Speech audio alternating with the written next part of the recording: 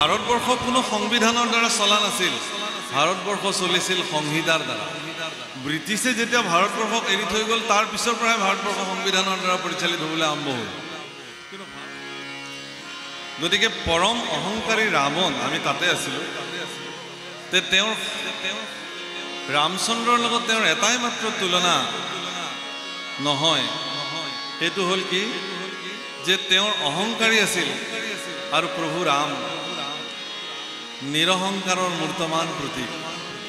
এগৰাকী ৰাজপুত্ৰ হোৱাৰ পিছতো, চক্ৰৱৰ্তী ৰজাৰ পুত্ৰ হোৱাৰ পিছতো প্ৰভু ৰাম কোনো কাৰণত অহংকাৰ তেওঁৰ জীৱনত তেওঁ স্থান দিয়া নাছিল।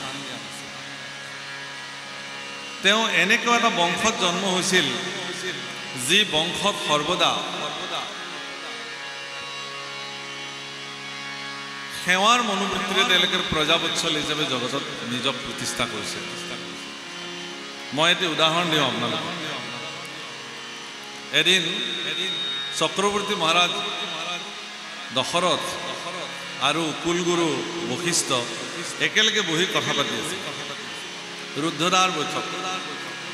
হেন সময়তে এগৰাকী চন্তৰী আহি পেলাই ক'লে যে মহাৰাজ, মহৰ্ষি বিশ্বমিত্ৰ আহিছে। তেতিয়া দশৰথে ক'লে যে মহৰ্ষি বিশ্বমিত্ৰক অত্যন্ত সাদৰেৰে লৈ অহা হওক ইয়ালৈ। তেতিয়া কুলগুৰু বশিষ্ঠদেৱে কৈছিল যে হে মহাৰাজ, পৰম শক্তিশালী পৰাক্ৰমী পাৰদৰ্শী বেদজ্ঞ এগৰাকী মহৰ্ষি বিশ্বমিত্ৰ, তেওঁ আপোনাৰ ওচৰলৈকে আহিছে, গতিকে তেওঁক আপুনি নিজে গৈ পেলাই আদৰি লৈ আহিব। আৰু তেতিয়া গুৰু আজ্ঞা পালন কৰি এইখন ভাৰতবৰ্ষৰ এগৰাকী মহাৰাজ চক্ৰৱৰ্তী ৰজা দশৰথে শিৰৰ মুকুট খুলি থৈ, ভৰিৰ পাদুকা খুলি থৈ, খালী ভৰিৰে আৰু মুকলি মূৰেৰে গৈ মহৰ্ষি বিশ্বমিত্ৰৰ চৰণ ধুৱাইছে, পাদ্য অৰ্ঘ্যে পূজিছে আৰু তেওঁক আদৰি সাদৰি আনি নিজৰ সিংহাসনত বহাইছে। প্ৰভু, অকল ভাৰতবৰ্ষ কোনো সংবিধানৰ দ্বাৰা চলা নাছিল। ভাৰতবৰ্ষ চলিছিল সংহিতাৰ দ্বাৰা। ব্ৰিটিছে যেতিয়া ভাৰতবৰ্ষক এৰি থৈ গ'ল তাৰ পিছৰ পৰাই ভাৰতবৰ্ষ সংবিধানৰ দ্বাৰা পৰিচালিত হ'বলৈ আৰম্ভ হ'ল। কিন্তু ভাৰতবৰ্ষৰ চলিছিল সংহিতাৰ দ্বাৰা, আৰু সেই সংহিতাসমূহৰ দ্ৰষ্টা আছিল এই ব্ৰহ্ম ঋষিসকল। সেইকাৰণে প্ৰত্যেকগৰাকী ৰাজন্য, প্ৰত্যেকগৰাকী ৰজাৰ একো একোগৰাকী কুলগুৰু তেওঁলোকৰ ৰাজসভাত বিদ্যমান হৈ থাকিছিল। ঠিক তেনেকৈ ৰঘুবংশৰ কুলগুৰু আছিল মহৰ্ষি বশিষ্ঠ। তেওঁৰ নিৰ্দেশত তেওঁ চলাইছিল।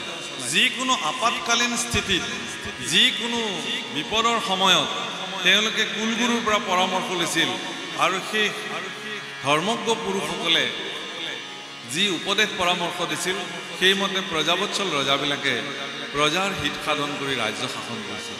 আৰু তেনেকুৱা এগৰাকী ৰজাৰ পুত্ৰ শ্ৰী ৰামচন্দ্ৰ, তেওঁ যেতিয়া বনবাস কালত আছিল, তেওঁ প্ৰতিগৰাকী বনবাসত থকা প্ৰতিগৰাকী ঋষি মহৰ্ষিৰ চৰণৰ ধূলি, এজন এজনকৈ ঋষিৰ চৰণৰ ধূলি শিৰত অভিষেক কৰিছিল। প্ৰত্যেকগৰাকী অত্ৰি ঋষিৰ ওচৰত যেতিয়া ভগৱান ৰামচন্দ্ৰ আহিছিল, অত্ৰি ঋষি জানিছিল যে এইজনটো প্ৰভু ভগৱান স্বয়ং ৰামচন্দ্ৰ। কিন্তু তাৰ পিছতো ৰামচন্দ্ৰই অত্ৰি ঋষিৰ চৰণত ধূলি যেতিয়া শিৰত অভিষেক কৰিছিল, অত্ৰি ঋষিয়ে কিন্তু তেওঁক আশীৰ্বাদ কৰিছিল, অগস্ত্যই আশীৰ্বাদ কৰিছিল, সকলো ঋষিয়ে তেওঁক আশীৰ্বাদ কৰিছিল। আৰু সকলো ঋষিৰ আশীৰ্বাদৰ দ্বাৰা প্ৰভু ৰাম পৰম শক্তিশালী ৰূপত তেওঁ অৱস্থান কৰিছিল। আৰু এটা সময়ত তেওঁ তেনেকৈ গৈ সকলো অসুৰক নিধন কৰি ঋষিসকলৰ কাৰ্য সম্পাদিত কৰিবৰ কাৰণে সুযোগ দিছিলে। আৰু ৰামচন্দ্ৰৰ পৰম পৰাক্ৰমেৰে ৰাৱণক তেওঁ এদিন নিধন কৰিছিল। কিন্তু যিদিনাখন তেওঁ ৰামচন্দ্ৰই যিদিনাখন ৰাৱণৰ লগত যুদ্ধ কৰিবলৈ যায়, ৰাৱণ আহিছিল পুষ্পক ৰথত, আৰু প্ৰভু ৰাম খোজকাঢ়ি খালী ভৰিৰে গৈছিলে যুদ্ধ কৰিবলৈ। যিজন পৰম দুৰাচাৰী মহা অসুৰ গোটেই তিনি লোকক ত্ৰাসিত কৰি ৰাখিছে, সেই ৰাৱণে পুষ্পক ৰথত যুদ্ধ কৰিবলৈ আকাশ মাৰ্গেৰে আহিছিল। আৰু জগতৰ ঈশ্বৰ প্ৰভু ভগৱান শ্ৰীৰাম তেওঁ খালী ভৰিৰে তপ্ত বালিত হাতত ধনুকাৰ লৈ যুদ্ধ কৰিবলৈ গৈছে। এই দৃশ্য যেতিয়া বিভীষণে দেখিছে, যেতিয়া বিভীষণৰ চকু পানী ওলাইছে গোস্বামী তুলসীদাসে এই সন্দৰ্ভত খুব ধুনীয়া সংস্কৃততে ভজন ৰচনা কৰিছে শ্ৰী ৰামচন্দ্ৰ কৃপাল ভজ মন হৰণ ভৱ ভয় শ্ৰী ৰামচন্দ্ৰ কৃপাল ভজ মন হৰণ ভৱ ভয় নবকঞ্জ লোচন কঞ্জ মুখ কৰ কঞ্জ পদ কঞ্জানম শ্ৰীৰাম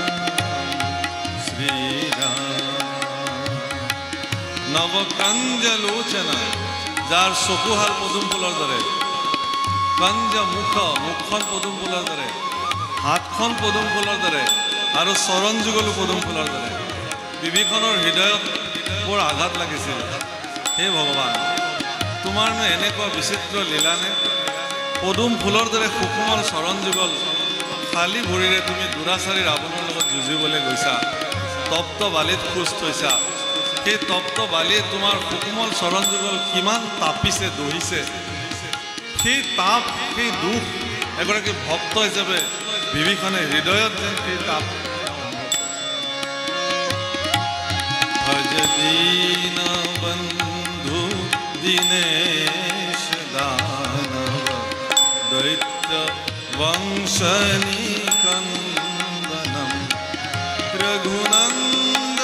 ৰঘুনন্দয়ানন্দ কঞ্জ কৌশল চন্দ দশৰথনন্দনম শ্ৰীৰামচন্দ্ৰ কৃপাল ভজ মন হৰণ ভৱ ভয় দাৰুণম নবকঞ্জ লোচন কঞ্জ মুখ কর কঞ্জ পদ কঞ্জানম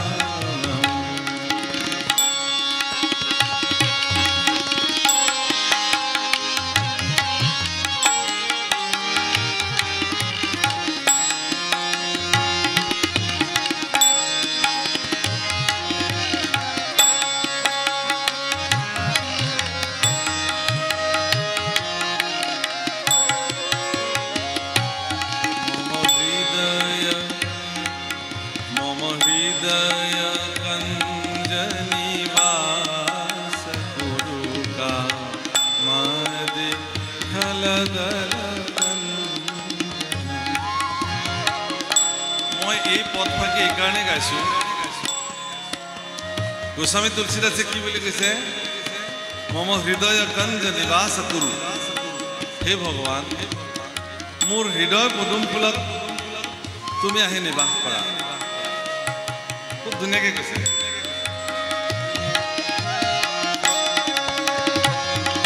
মম হৃদয় কঞ্জ নিবাস কুৰুকা মাদি খলতল গঞ্জনম মোৰ হৃদয় পদুম ফুলত তুমি নিবাস কৰিলে হে ভগৱান মোৰ হৃদয়ত থকা কামনা বাসনা দুৰ্দান্ত চিন্তাবিলাক সব দূৰ হৈ যাব এটাকে হে ভগৱান তোমাৰ সুকুমল চৰণ যুগল মোৰ হৃদয়তে থোৱা ৰাসলীলাত আপোনালোকে দেখিব গোপীবিলাকে প্ৰাৰ্থনা কৰি কি বুলি কৈছে যে হে কৃপালু ভগৱান তোমাৰ হস্তপদ্ম আমাৰ শিৰত থোৱা আৰু তোমাৰ চৰণ যুগল আমাৰ স্তনত থৈ দিয়া ভাগৱতত এই কথা লিখা আছে পঢ়িলে আচৰিত লাগে তাৰমানে ভক্তবিলাকে সদায় বিচাৰে যে ভগৱানৰ চৰণ যুগল সদায় হৃদয়তে থাকে আৰু তেওঁৰ কৃপা হস্ত শিৰত থাকে যাৰ শিৰত ভগৱানৰ কৃপা হস্ত আছে তেওঁৰ কাৰণে আৰু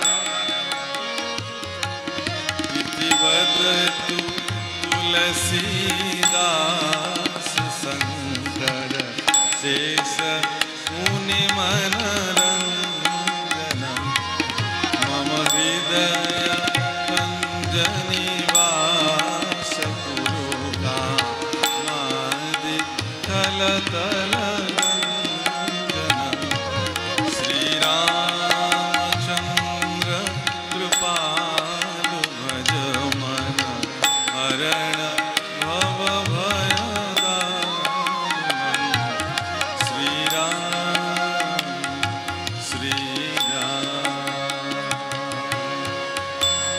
মই আপোনালোকক এতিয়া এটা বিশেষ কথা কওঁ গোস্বামী তুলসীদাস সমগ্ৰ পৃথিৱী বিখ্যাত আজি ভাৰত চৰকাৰে এতিয়া এটা সিদ্ধান্ত ল'বলৈ প্ৰায় আমাৰ সন্তবিলাকে তেওঁলোকক কৈ আছে যে ৰামচৰিত মানসক সমগ্ৰ ভাৰতবৰ্ষৰ আধ্যাত্মিক শাস্ত্ৰ হিচাপে ৰাষ্ট্ৰীয় গ্ৰন্থ হিচাপে স্বীকৃতি দিব লাগে গোস্বামী তুলসীদাসে লিখিলে মম হৃদয় কঞ্জ নিবাস কৰো মোৰ হৃদয় পদুমফুলত তুমি নিবাস কৰা আৰু আমাৰ মাধৱ পুৰুষে কি বুলি লিখিলে হৰি পদ পংকজ পঞ্জৰ মোৰে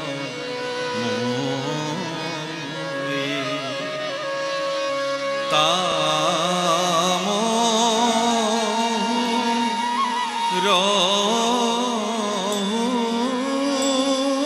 ৰাজ হংসা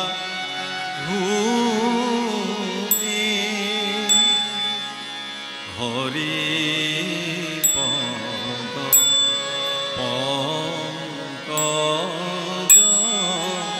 পঞ্জৰ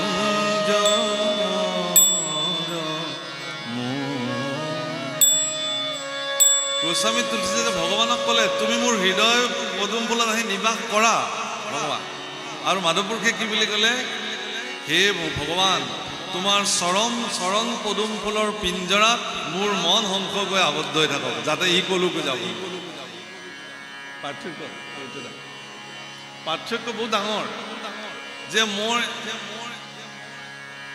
তোমাৰ চৰণ পদুম ফুলৰ পিঞ্জৰাত মোৰ মন হংস গৈ পেলাই তাত আবদ্ধ হৈ থাকক যাতে সি কলৈকো যাব নোৱাৰে কাৰণ মন অলৌ তলৌ যেনি যায় তেনি যায় তাক মানে নিয়ন্ত্ৰণ কৰি নিয়া ইমান চঞ্চল পোহৰৰ বেগতকৈও বেছি বেগত চলে শব্দৰ বেগতকৈও বেছি বেগত চলে বিজ্ঞানে ঠাৱৰ কৰিব পৰা নাই যে মনৰ গতি আজি গতিকে এনেকুৱা এটা চঞ্চল আৰু অস্থিৰ মনে আপোনাক ভ্ৰমিত কৰি লৈ ফুৰাব জগতত